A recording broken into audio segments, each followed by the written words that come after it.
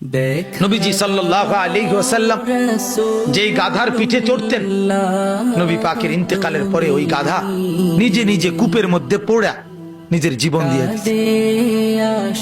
নবী সাল্লাল্লাহু আলাইহি সাল্লামের ইন্তেকালের পরে যেই উটনি, আল্লাহ নবী সাল্লাল্লাহু আলাইহি সাল্লাম উটনি মানে মহিলা জাতের উট, এই উটনিতে চড়তেন।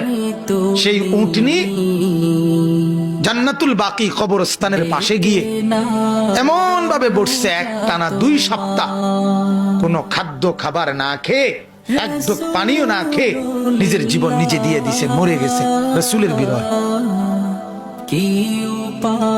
হযরতে আব্দুল্লাহ ইবনে যায়েদ ইবনে আব্দে রব্বিহি, নবীজির একজন সাহাবী, সর্বপ্রথম আজানের যে বাক্যগুলো যিনি স্বপ্নে দেখছে, এই সাহাবী আব্দুল্লাহ ইবনে যায়েদ ইবনে আব্দে রব্বিহি, এই উনি বাগানের মধ্যে কাজ করতেছিলেন, খেজুর বা আঙ্গুরের বাগানে। এই অবস্থায় ওনার কানে আওয়াজ পড়ছে, সরদারে দো আলম নবীজি ইন্তেকাল করছে।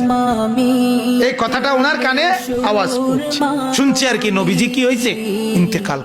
সাথে সাথে কিতাবে আছে, উনি হাত তুলে আল্লাহকে বলছে, আল্লাহ এই চোখ দিয়ে যদি এরপরে আর নবীকেই না দেখি তো মাওলা তোমার কাছে ফরিয়াদ, এই চোখ দিয়ে যেন আর পৃথিবীর কিছুই না দেখি, এই কান দিয়ে যদি তোমার বন্ধুর কথা না শুনি, রব্বুল আলামিন যে চোখ আর নবী দেখবে না, এই চোখে আমি আর কিছু দেখতে চাই না।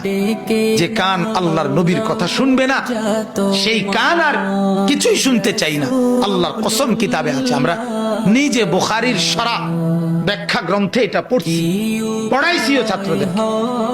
ওই সাহাবী এরপরে আর মৃত্যু পর্যন্ত কোনদিন আর কিছু চোখেও দেখে নাই, কানেও শুনে নাই।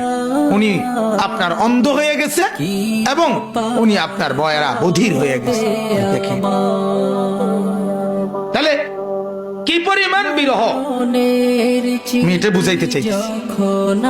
নবী পাক সাল্লাল্লাহু আলাইহি সাল্লাম সেই তাকেও কি যাইতে হইছে, কবরে যাইতেছে।